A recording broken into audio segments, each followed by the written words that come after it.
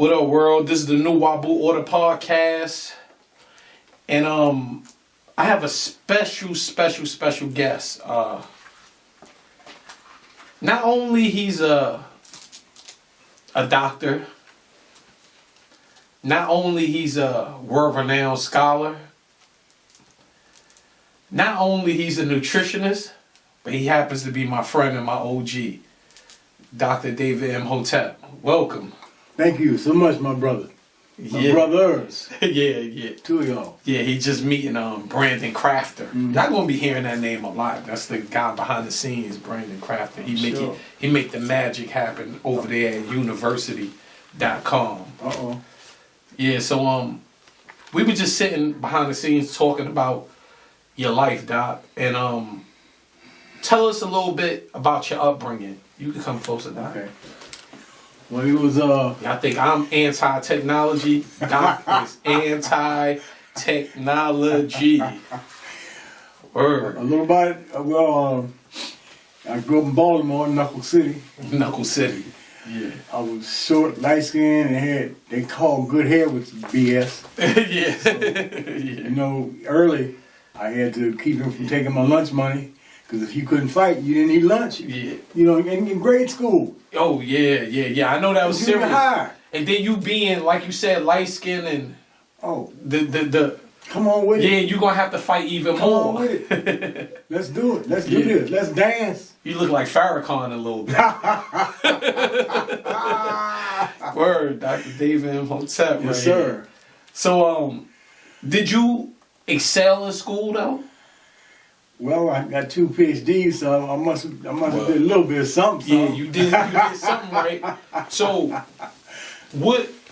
all right, having two PhDs, and what are those PhDs in? The first one was in nutrition. Nutrition. You know, when I became Muhammad Ali's nutritionist, I was able to use we gonna stop on. We gonna get to that. We gonna get to that. Did y'all hear him? He was Muhammad Ali nutritionist. That's Muhammad Ali's nutritionist. For his last 7 fights. Yeah.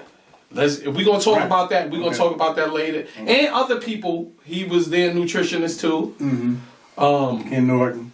Oh, come on, man. Y'all know who Ken Norton is? Mm-hmm. We go, but let's get back to your upbringing in school, and you said you got 2 PhDs. And what was the other one in? Nutrition and ancient African history. Ancient African history. That's one of the main reasons why you're here today, and you got this beautiful book here. Yes, sir. So, but you was reared, I guess, to be another kind of doctor, right? Right. My everyone in my family, all those doctors I talked about were medical doctors. I'm not a medical doctor. I'm a PhD. I'm a doctor of letters. Yes. And books. I write books.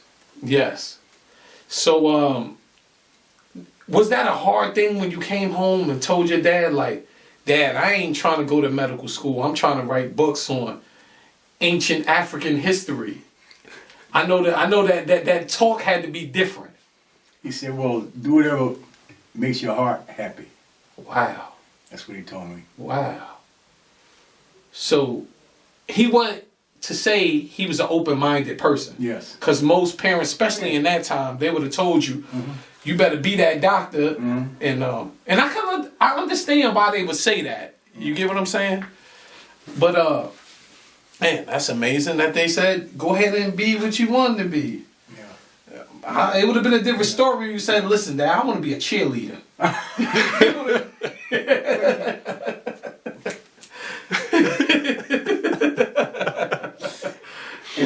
And you don't want to be, but you are a comic. We all are, man. You gotta laugh. Laughing's good. It's healthy for you. Good for you. But yeah, that's crazy. But so you went from high school, and then when it was time to go to college, what college did you go to? University of Maryland. So you just stayed in Maryland all together in Baltimore. Well, the whole story, I was recruited by a different colleges to play football. So I went to the University of Nebraska for a semester. Wow. I was out there with Johnny Rogers, came later. I never heard of none of this. Yeah, in Nebraska. Yeah, I was in Nebraska. And that was a different story out there. Different story out there, boy, because look, here we got mild weather. Man, Nebraska, it snows in feet. Okay? Yeah. So the last 3 games was in the snow. Wow. And I was a freshman, and they let the freshmen in, you know, in the second half if you're winning. And so, man, we would come out without our shoulder pads, but we had the whole uniform out to do calisthenics, just get the run of the thing. Yeah. The stadium looks like get the blood flowing. Exactly. Then and it's cold. It's cold. Right? Yeah. And they shoveled these last 3 games. They had to shovel the lines across the field. Wow. All right, because it snowed before, but by the time we got there, the snow was covered again. And in halftime, they got rid of it, and here it comes that snow again. Man. So here's what happened. I came out, our exercise was cold as hell, like this. So went back into the warm locker room, and my fingers swelled up. Time to go. And warm. It was hot, so my fingers swelled up. Then when we went back out, I couldn't bend my damn fingers. I couldn't bend them. So you know what happened? I couldn't catch the ball. I fumbled. You know, so I ain't have any. And this is all Division I too. Yeah, it's Division I. It's Nebraska, man. Yeah. So I knew I didn't have much time there because I couldn't hold on to the ball. So I called the coach in Maryland. I said, "Look, man, I made a mistake. You still want me?" He started laughing. He said, "Come on home, son." And back to Baltimore, played for. So why did you pick Nebraska over Maryland? Because Nebraska was the SH back then. Oh. Nebraska was like number 1. It was champions and all that. I want to go with champions. Yeah, I feel you. You know? Yeah. Maryland was all right. I mean, Maryland was all right. Still all Division I. Yeah, but all Division I. You couldn't take that. How did they treat you out there as far as being a black man in Nebraska in that time and era? About how they treated us as black men in that area. How about it was only a handful of black females out there. So I starved for a whole semester. Starving, boy. It was 1 or 2 girls, boy. People were fighting about 5 or 6 guys fighting over girls. I said, man, I gotta get out of here. So I come back to Maryland, and oh my God, it's the promised land. And we right down the street from DC and Howard University. Oh shit. That's my man Doc. That's my man University. Oh Lord, have mercy. As y'all can see, he ain't your typical doctor. No, sir. I can go both ways. I can be intellectual, or I can be down with the brothers. Yeah. I'd rather be with the brothers. It's no fun, man. There's no phony, doctors and stuff. Yeah. No. So now we in Maryland, right? And so have you? I should have asked you this. Where did your love of history come about? Because that's how I met you, through my love of history. So I met you through that way. But where did your love of history come? Well, I'll tell you how. Like I said, when we were in grade school, we were taught by these white gentlemen. Yes. That we were all slaves. Uh-huh. And they made us slaves, and they kept us slaves. Uh-huh. Right? Well, when I found out that wasn't the deal, then I just totally exploded. And once I exploded, I got back and I said, let me start studying. That's what I think it happens to everybody. Once you figure out what you learned was a lie. Yes. Like your DNA explodes. Yes. And I don't want to get too deep, but metaphysically speaking, you might can realize what you was at another time. I don't want to psych nobody out. No, but that's real. That's when that comes about. When your DNA explodes. Like, so the same thing happened to me. Like, it's real. So it was no way. I even tried to go back to sleep. As far as I tried to, because I'm this 12-year-old kid. And I started knowing things I ain't never know. Like, a lot of things no one taught me. So because you brought it from your last life.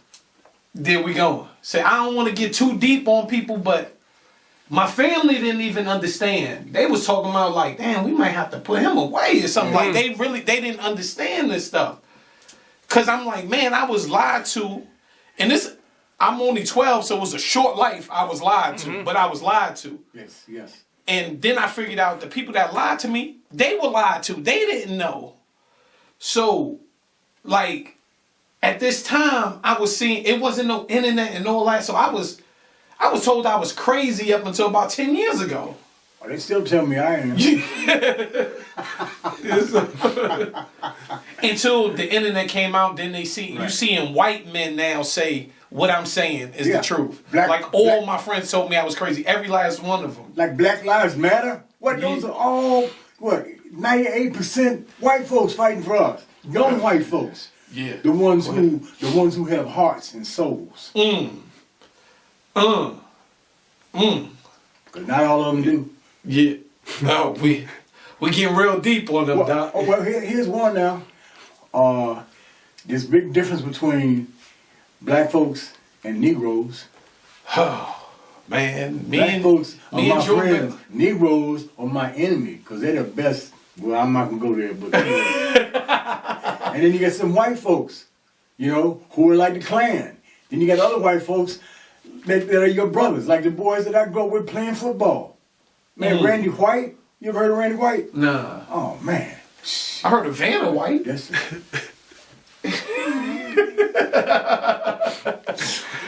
Moving right along. So, you had got your love for knowledge. You had the explosion. Yeah.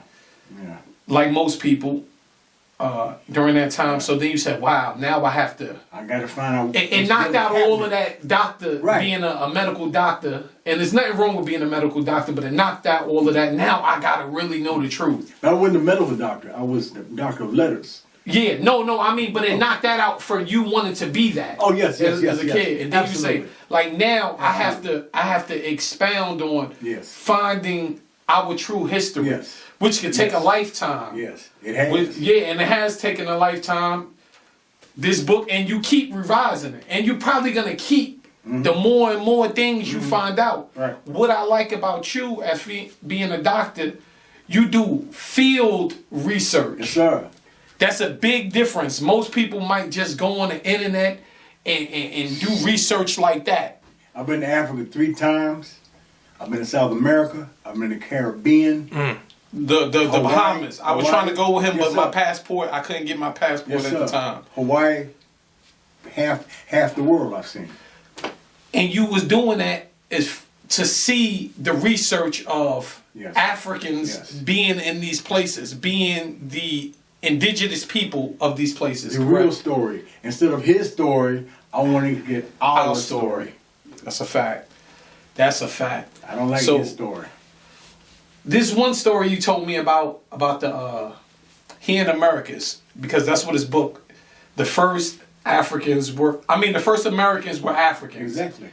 And here's one story, and there's so much proof of this. If you just check it out, you can go to D.C. and see state, correct? Mm-hmm. And they have a treaty, the first treaty with the so-called natives there, not the so-called, the so-called Indians there. And the name on the treaty is Chief Abdul Haq. Uh-oh. How did he get that name? It wasn't Chief Running Water or Chief Eagle Feather. From Alkebulan, not Africa, because that's not the name of that place. Oh, man. It's Alkebulan. We getting deep. Okay. We getting deep. And you remember that story you told me about, I think it was in Louisiana, the tribe, the native tribe that was down there? Mm-hmm. Tell them about that tribe, the tribe of indigenous black people. Well, it was an amazing time. It was a time where all of the Indians were black. Up until the 1900s, early 1900s, all the Indians they were black. You were black like us. Right. You can go now and see black Indians online. Yeah. And that wasn't always here. Yeah. They tried to, erase that. Out. Yeah. Because what happened, or like we're saying in the hood, what had happened was okay, the Africans are all over the planet. And these are the short folks. We're talking about the Anu and the Twa 3.5 to 4.5 feet tall. Which some people will call them a derogatory term called the pygmies. Yeah. But they are the Twa people, correct? Or they call them also the hobbits. Ah. You heard about that story? Yes. That was real. Yes. Yes. They were short folks. There were short folks all over the planet before there were any tall folks or even middle-sized folks. It was like the dinosaurs. Yes. Okay? You have the little lizards. Yes. You know, six inches long, and you have dinosaurs. It took millions of years to make that growth. Yes. But the same thing with us. We weren't born 6 and 7 feet like basketball players. Like Brandon. There you go. Like Brandon. We were short. Yeah. And we were short all over the planet. And those people, the short people, are the ones who built all of the pyramids below, on land, in the ocean, like I said before. Yeah. And also on Mars and what? With the moon. The moon. Yeah. Word. Pyramids. And only one people built pyramids on the planet. White folks didn't build them. Indians, so-called Indians, the red man didn't build them. Chinese didn't build them. So who's that leave? Yeah. And at that time, there was no such thing as Mexicans, Puerto Ricans, and all that other stuff. No. Like because I would people say, well, it was the Mexicanos or the Puerto Ricans. Nah, it wasn't none of them freak people. It was only us, and it's just a fact. It was because it was a time on this. It was a time that we were the only people on this planet. Yes, sir. It was only us. Sir. It was there weren't Chinese. There weren't no other people. Everybody came from our seed. Yes, sir. And that's just a fact. And like science even say, you put me onto, I've known the modern white man been here 6,000 years, but you even put me onto some white scientists are saying that white people been here only 3,500 years. And this man, it told me this, and this is proof from, so you can't say, oh, that's just some stuff black people are saying. This is what white scientists are saying. That's not something that we are just saying. They're just saying the truth. So, teach. Oh man, nah, you here to do the teaching, but like you said, those tribes that you seen of black people out there in what was it, the Yemesis? The Yemesis tribe, and y'all can research that and There's some black Indians right here. Yeah, let's see.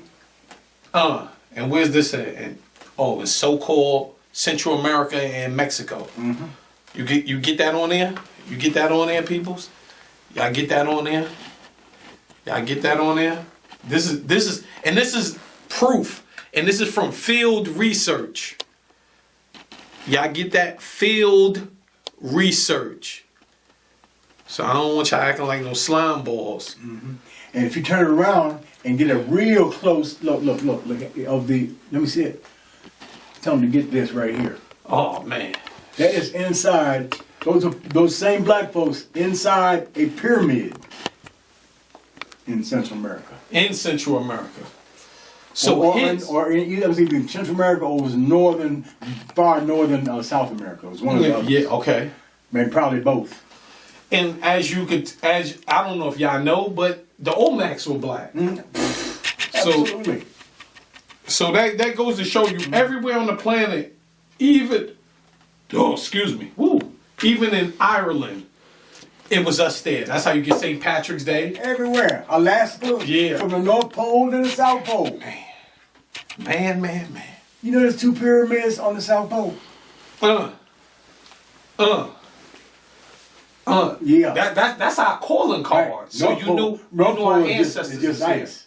Yeah. You know, but South Pole, no sir. Yeah, we don't know our own planet, let alone the moon and the stars and different things, These black folks were all up in the air. And this is not coming from he got the white people credentials, the papers. I've never gotten that. I never wanted that, but he's gotten that, so you can't say, well, you don't have the paperwork. You know how black people say, you don't have the paperwork to show that you went to college for this. I got the evidence. Yeah.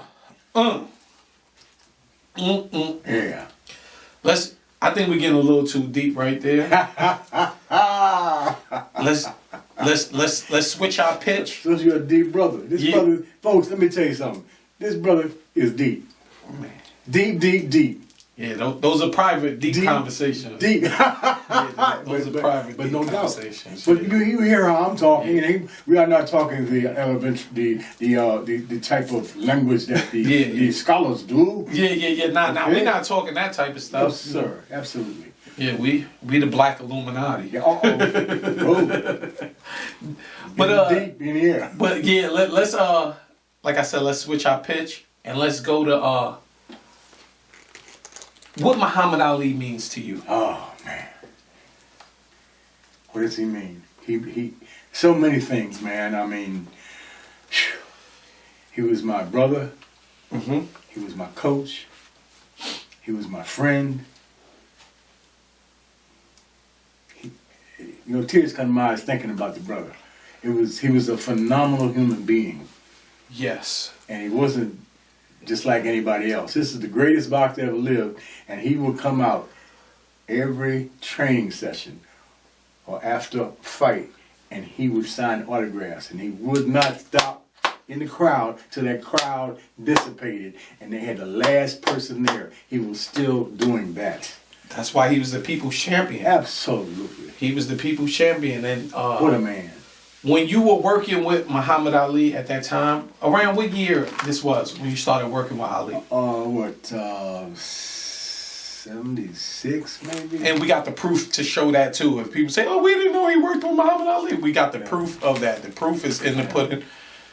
Let him see some of that proof, Brandon. We got some of that proof right there. But there's even more and more of that. Like, we could go all day with that. So you said around 70? 76. Around 76. I remember you told me the story how it happened, how you started working with him. That might be another show right there. That's a different kind of story. But Muhammad Ali, you was his nutritionist, correct? Yes. And how did that go about? Like what was the day? And we got video too of you even. We have video with Doc sparring with Muhammad Ali, cause you had put him on I wasn't sparring him. You were sparring with someone else. Team. Yeah, his Muhammad team. Ali boxing team. He had a whole team. Yeah, man. And brothers who wanted to learn how to fight. Now you know how to fight on the streets. But you get in that boxing ring, that's a different whole world there now. You get there trying to do that, you're gonna go down. So how was he as far as, did he listen or was he hard headed? Oh, absolutely listen. And the nicest guy in the world. Wow. Nice. No, it was like I said. After and y'all was in Miami, right? Y'all was in Florida, Miami. Yeah. Wow. Yeah. So he listened to, like, if you say don't eat this, eat this. Yeah. He never wanted to. I showed him. Wow. I did a 77-day fast. I remember you was telling me about the fast. This was years ago. You was actually telling me about you broke down the fast, about how you had him doing the fast, and is that like because he was at that time he was a little older, right? Well, he wasn't fasting. He wouldn't fast. Oh, he wouldn't fast. I tried to get him to fast. So he was hard-headed about that. Yeah. He was hard-headed, but he was good with the juices. Okay. In the salads and the live food instead of cooked food. The live food. The live food. The food that has all the nutrition that the heat kills. And the enzymes die. Yes. And those enzymes, those things make things happen in your body, Wow. Yeah. So, and you said you also worked with Ken Norton. Yes. This is after he fought Muhammad Ali. And did y'all ever have like some type of problem, you and Ken Norton? Like, never. Or did he have a problem with you? Like, man, you worked with Ali. Never. Nicest guys, man. Those are the champions are the nicest guys. Wow. Because they had nothing. You hear that, Brandon? Nothing to prove. The guys who are losers, they're the ones that are angry all the time. Right? Yeah, it's like in the neighborhood. Yeah. They do something about it every now and then. Yeah, that's a fact. Yeah.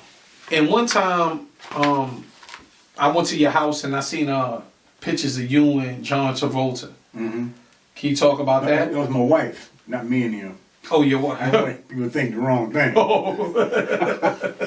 Even though, well, I'm not going to go into that. No.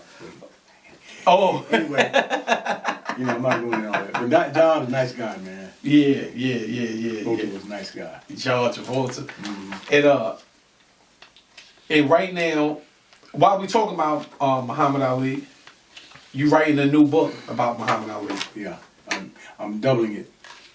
The last one, see this right here? Yes. Will be a little bigger.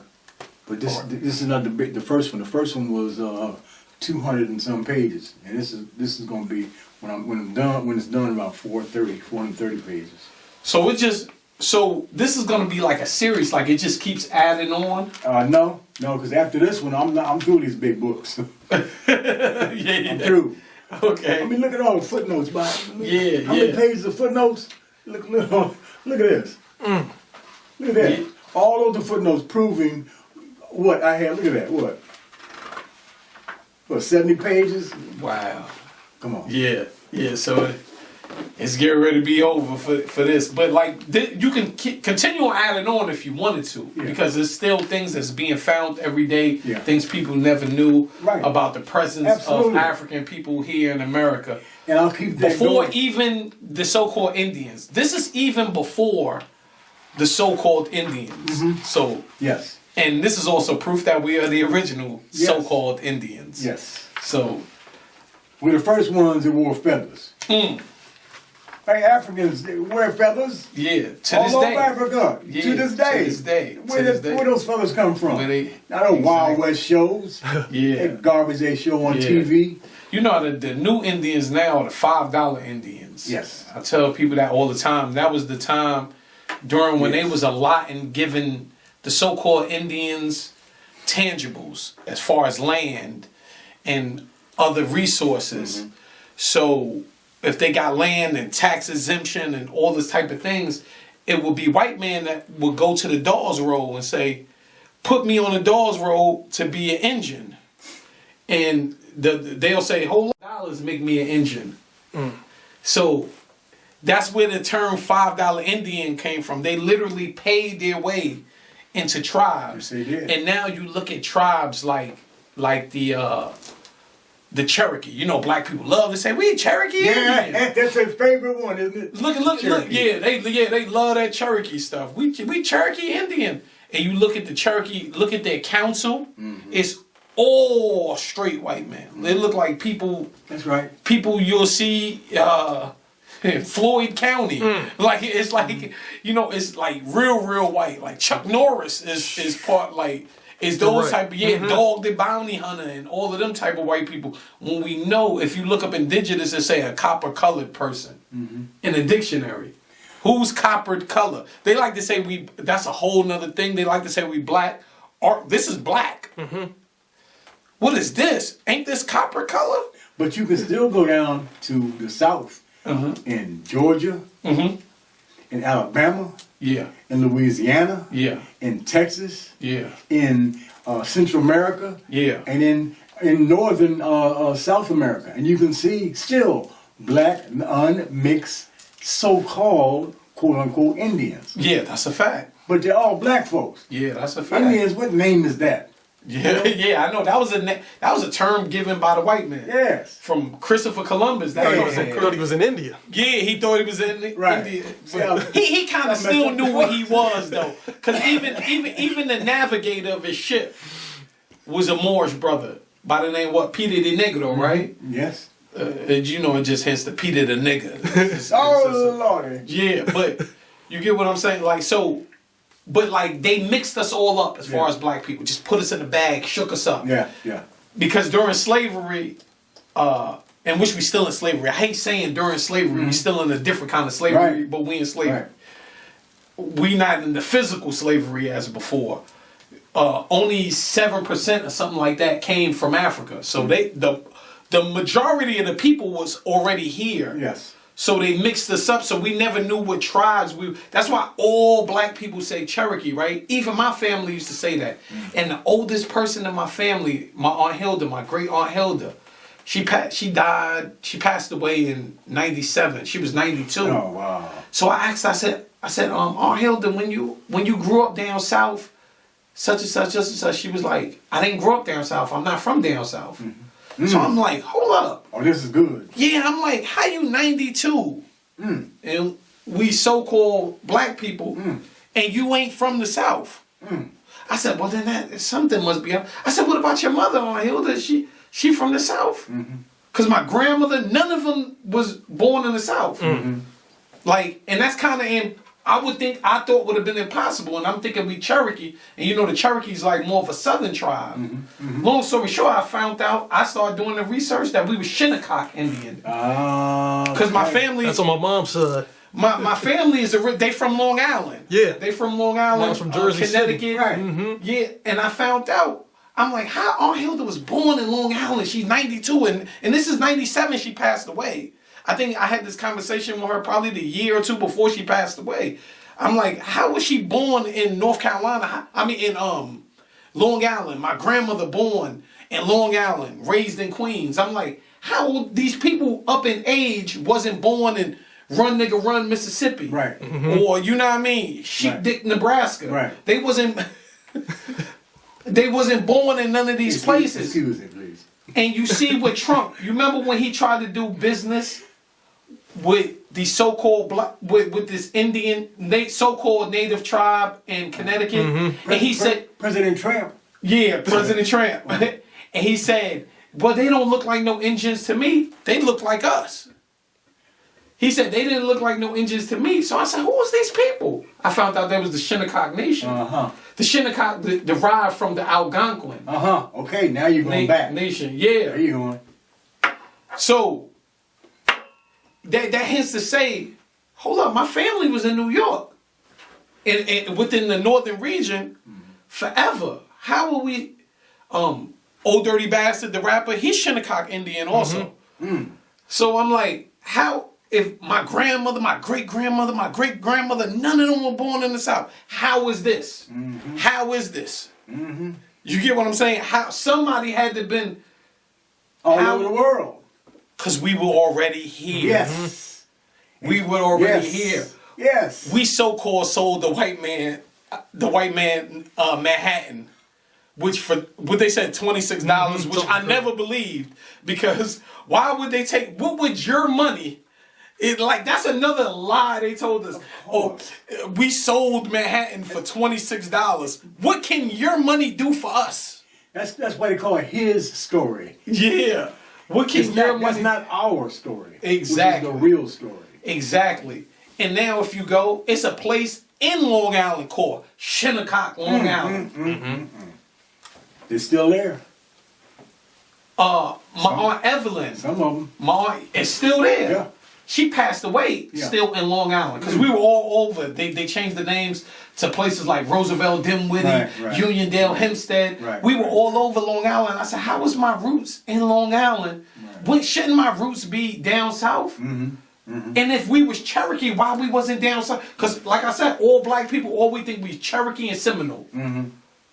But Yamasees, the Wichita, however you want to pronounce it. Well, it was so many tribes that they don't tell us about. All they say is the Cherokee and the Sioux. Or the Sioux, stuff like that. But the Sioux, you know, is a white man's word because that means savage in French. Yes. So what was the name of these people before the white man came? Because you could From Al-Kebulan. I have to push that in. There's no such word or people as Africans. They were from Al-Kebulan.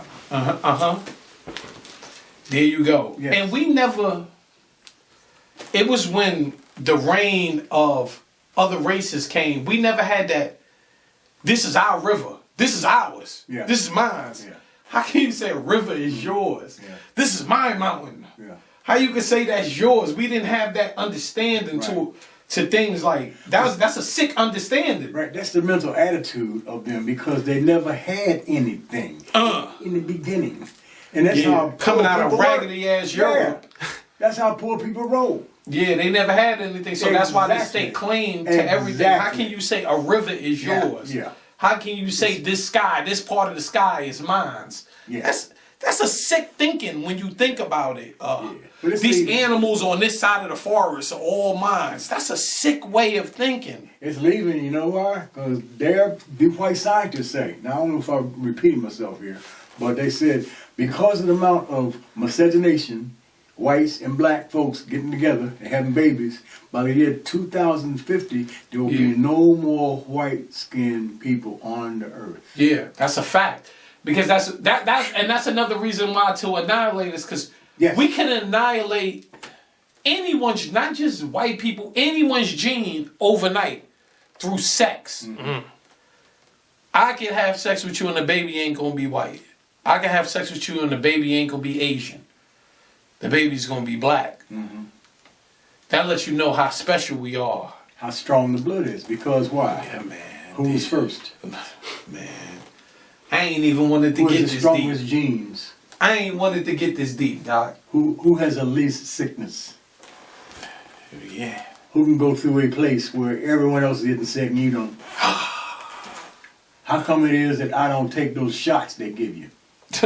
I don't take that shit. Excuse my language. Yeah, no. We curse over here. I don't smoke. I don't drink. I exercise. I'm a vegetarian. Let them know how old you are, Doc. I'm 70. That's my man. But ask me, did I lose everything? All right, I got a little something. Little something. We get ready. There's something left. Doc, if you do a backflip. All right. See that? That's what I got left. Right here.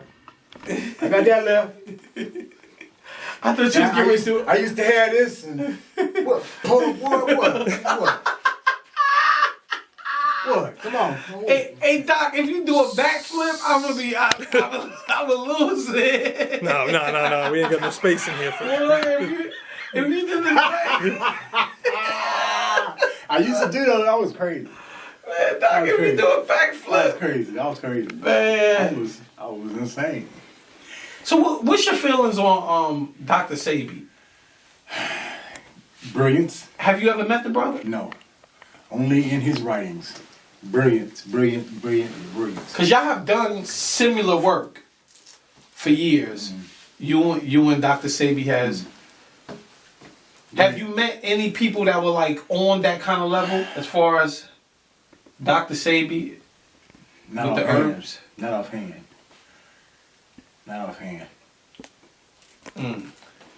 Man. Some things I remember and other things are gone. Yeah, you know, you lived a wild life. Oh, yes, sir. Yes, I did. You lived a wild life. And I remember you was telling me about when you was living in Miami,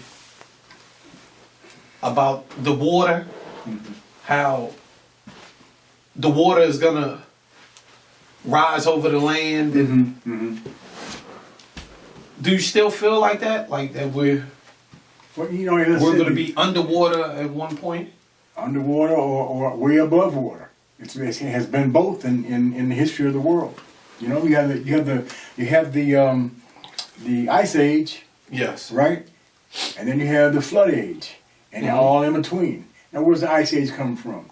That comes from the sun being like here's the sun, right? And the earth goes in an elliptical orbit like this. And as you go away from the sun, you get left rays and it gets colder. And when you come back closer, you have the warmth. All right? Yes. The same thing with the universe. Same thing. We have the small rotations going around the sun. And you have the rotations of the planets going around the different areas of the universe. So it's a beautiful thing, man. It's wonderful thing to study. But go deep. People study, go deep. Okay. And when will this book be out, Doc? It'll be out in no more than a month. No more than a month. Cause I've got to. And where can they get this book at? Oh man, Amazon. It's gonna be on Amazon. Amazon, Amazon.com. Yeah. And more to come. You'll have more books to come after this. Oh yeah. Right. I've got 6 that'll be. Like I said, it'll be out in less than a month. A year. In less than a year. And where can the people find you other than than sending a pigeon. Oh, I'll give 'Cause my, that's how I'll I give my find you. email. I'll give my email. All right, My give me email email. is my name, David, and a period, and then Imhotep. IMHOT as in Tom, EP as in Paul. IMHOTEP. David.imhotep@gmail.com. That's how they can get me. Y'all hear it. And I ain't scared of y'all. well, David, you definitely an initiate in New Wabu Order, and thank you for coming and thank you for sharing everything with us. And I go by the name of Wabu, and this is New Wabu Order. Okay. Definitely Brandon Crafter, University.com. Uh-oh. And let's grow.